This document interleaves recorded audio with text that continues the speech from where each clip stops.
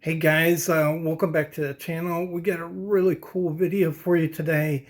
We're going to be talking about the evolution of knives through the 20th century. We're going to let the knives tell the story. So we're going to be looking at these knives and looking at how they changed over time, what was going on in the knife industry at that period of time, and really, these knives are full of clues that tell us what was going on through the history and the evolution of these knives. They're like little time capsules, and it's going to be a fascinating look and probably answer a lot of questions that you might have about knives. So if you're interested in that, go ahead and check out the video.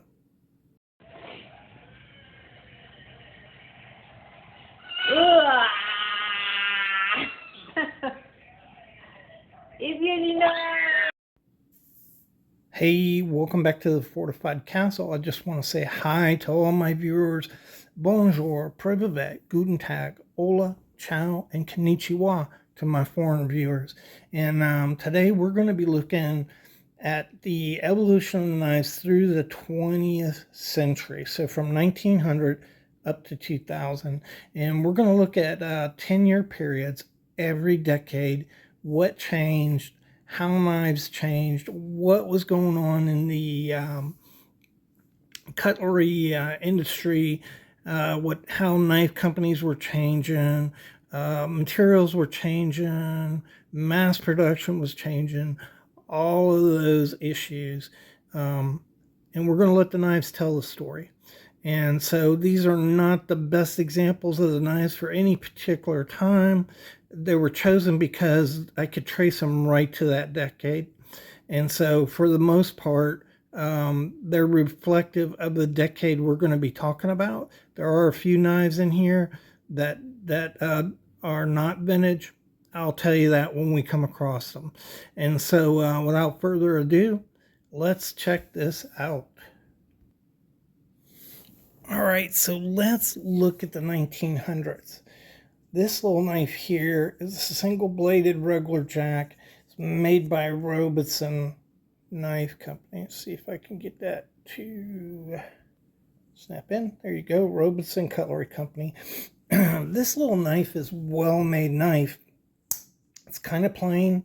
It has carbon steel pins, carbon steel bolsters, and carbon steel liners, and it is representative of probably most of the knives that you would see in America during that 10-year time frame from 1910 or 1900 to 1910. It is a well-made knife. You can hear that right there. Really good craftsmanship on this knife, but it's not like a premium knife. And so this knife would probably be better built than most English knives. Some English knives would have been better, but also some American knives would be better. This is just the average. And there are some really good examples of very high quality American knives during this time period. But it's also a time period when wages aren't too high and affordability is an issue. And so most of the knives that you see from the early 1900s are going to be kind of like that, right? So at this time, if you look in a catalog, a lot of the knives listed are still wood handled. Stag is available, but it's more expensive. You also have mother of pearl, ivory, tortoiseshell, all these high value items. But this is probably the average knife that a guy is getting right here. And again, as we look at this one, this is a Waterville knife. You have stainless steel pins, not perfectly formed, but not too bad. Stainless steel bolsters on this knife, carbon steel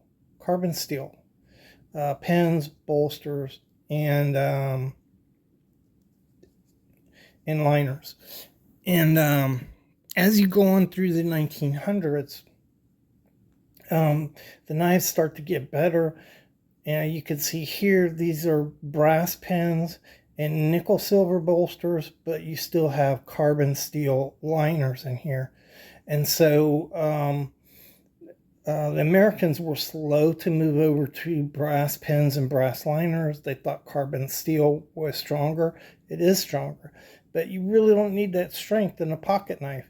And so the British, very early on in the 1800s, used brass pens and liners, where the Americans, they just didn't really start converting over to that until the 1920s. And so that period, 1900 to 1910, is a period of rapid innovation, expansion of knife companies. There were hundreds, 100, 200 knife companies in America in the 1900s. And that's because of those tariffs. So in the 1900s, you're 10 years into the tariffs that went on in 1890. These raised the price of foreign knives by 50%, given American companies a chance to get a foothold and be competitive against them. But also this period of time saw the rise of companies like Camillus, Case, Marbles, Utica, Boker USA, Schrade, among others.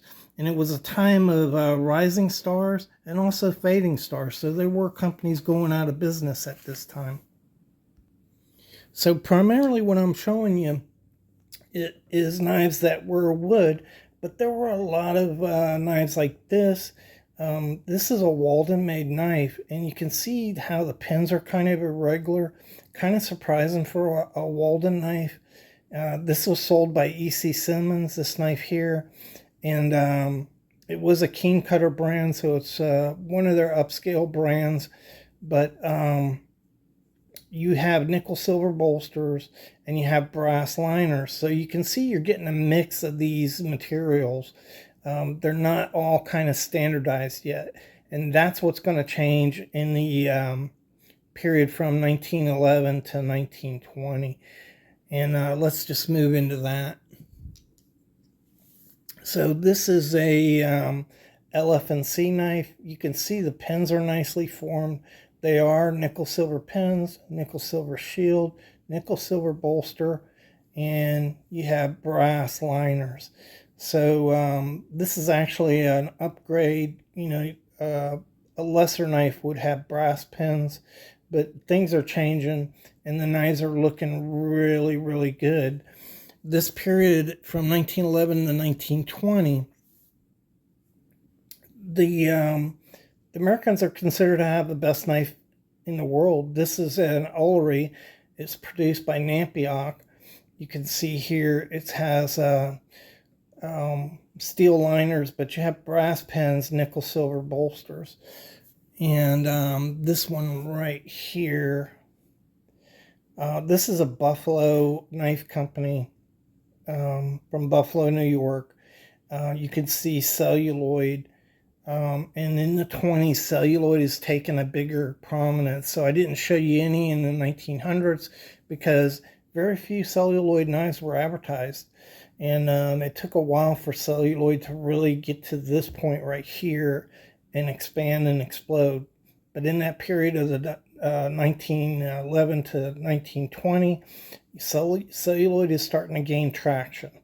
At this time frame, it's probably 47% wood, 37% bone scaled knives, and the rest are evenly divided amongst the various upscale handle materials like ivory, tortoiseshell, horn, mother of pearl, and celluloid. But this is a really nice knife, brass pins, nickel silver bolsters, and brass liners on this knife. So this is a standard that knives became to made. And by 1920, most knife companies like Case and Robertson, Schrade Cutlery Company, they were producing knives with brass pins and brass liners, nickel silver bolsters. The upgrades would have had nickel silver liners in them and nickel silver pins. So as you enter the 1920s, one more word on that period of time from 1911 to 1920. That's the time when you get your Boy Scout knives, electrician knives. Remington, Winchester started in that time frame too, and Powell and Queen. Okay, let's look at that period of time from 1921 to 1930. This is a time frame when America's producing the best knives in the world. It's unequivocal. There is no doubt. They are fantastic. It is the apex of the American knife producing industry. And that golden age from 1890 extends to 1920. You have celluloid, fantastic celluloid, colorful patterns coming out. Knives are really made well. This is an imperial, dates to the early 20s. This is a challenge cutlery here. Beautiful waterfall celluloid, nickel silver pins, brass liners, nickel silver bolsters. Finely made. Look at the clearance in there, and yet it's a very thin knife. So just fantastic construction. And so in 1909, the tariffs came off, and imports started flooding the United States again.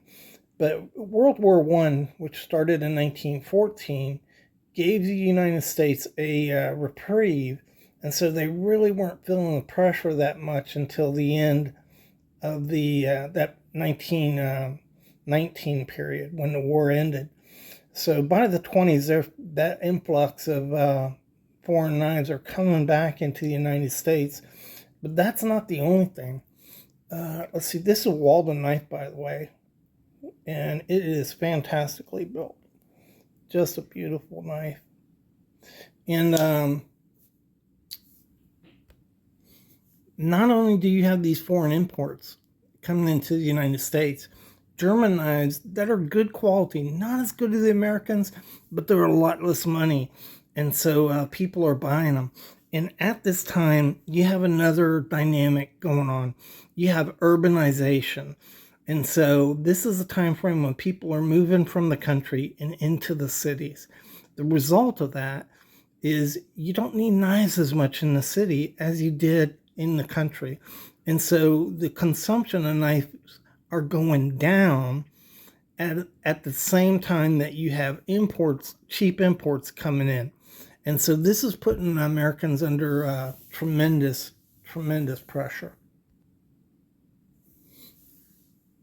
It's also a time when you have beautiful bone made. That's a Valley Forge.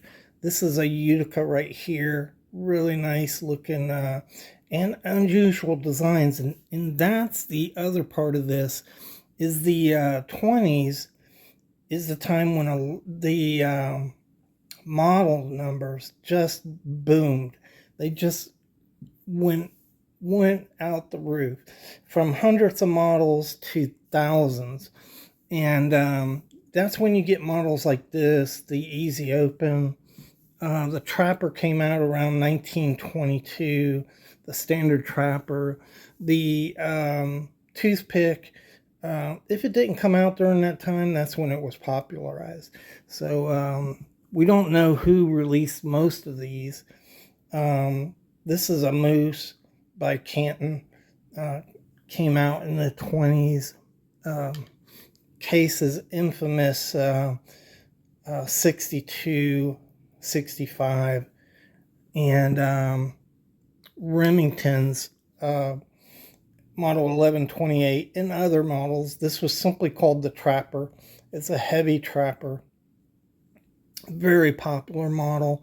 Both of these are not vintage knives, but I didn't have an old vintage example to show you. Muskrat, among others. I mean, just hundreds and hundreds of models came out during this time period. 1931 to 1940 is the period of time which the American knife industry collapsed. It just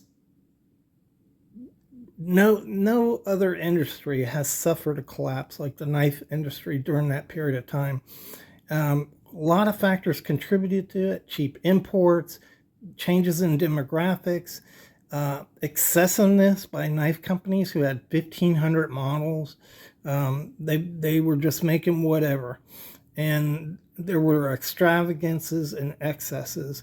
And then in 1929, you had the stock market crash in the Great Depression, and that rippled through society. And you had hundreds and hundreds of knife companies going out of business. So by 1940, you go from 400 knife companies down to 13. That's how bad it was. You had 13 major companies that survived, and it's unclear whether they would have survived or not. We're going to talk about how that worked in the next decade. But this is a Camillus, and it is marked 1933. And pretty good knife, but it's cheaper than most of them would have been produced. Still brass pins and liners, that would stay the standard through the 20th century. But there's no bolsters on this, and that's an effort to make the knife cheaper. Inside of the knife, it's not cleaned up very well, and it's in celluloid. This knife here is an Imperial. It's a very early Imperial. So Imperial developed a concept called the shellback. And what it was is a monolithic piece that covered the frame of the knife. It was simply a thin piece of sheet metal. They used any kind of design here, and then it was covered with the thin laminate. These knives were very light and very inexpensive, and Imperial could sell these knives for anywhere between 10 and 25 cents, and that's what they sold for. It's absolutely remarkable. But it was a strategy by Imperial to beat the cheap imports, which they did. And Imperial, by 1940, was the largest knife company in America, and they continued to dominate the market. You and I look at this and think this is a really cheap knife, but the fact is, demographically, people, that's what they were wanting. They didn't want to spend a lot of money for a knife. They didn't use them all the time. They just needed something to cut thread or fruit every now and then. And that was where the demand was inexpensive knives. And so you still had good knives during that period of time. But by 1940, most companies had stopped producing bone-scaled knives because bone was getting expensive. Wood was expensive too. So a lot of knives that looked like bone were actually jigged wood. And then they kind of quit using wood at all, and they started using composites. This is a time frame starting in 1940 when you see this black jigged composite come up. I don't think I have an example, but it looked like this. And you see a lot of these knives from the 40s on that look like this. And it's actually a composite. It's not celluloid. And by 1940, the problems with celluloid had caused most production in the United States had ceased by 1940 of celluloid. And so now you're entering into the next decade, 1941 to 1950. And we're just going to cover half of that. We're going to cover the war years and then end the video. So starting in 1941, a lot of companies were in serious trouble. Case was virtually broke. Robertson was broke. Trade Cutlery Company was doing well, actually, and Imperial was doing well. But other companies, K-Bar, Utica, they were on the verge of folding. And then in 1941, the United States goes to war, and they need knives produced. And so the United States military contracted with knife makers to make knives like these. They're characteristic they'd gone back to steel liners and steel bolsters, steel pins. You can see all of that in there. That's because there was a restriction on brass. So brass was used in shells, and that's why you see these steel-based knives, because they needed a shell. The United States military produced a lot of knives, not all of them, but a lot of them in bone. And that's another reason why bone became expensive and scarce. So makers, most knife companies were making knives for the military. The few knives that were made during that time period, 1941 to 1945, usually had some type of composite material on it. Here's another one right here. This one has some brass pins in it, and it has some steel pins, and it has brass liners. It's marked 1944. It's a Navy rope knife.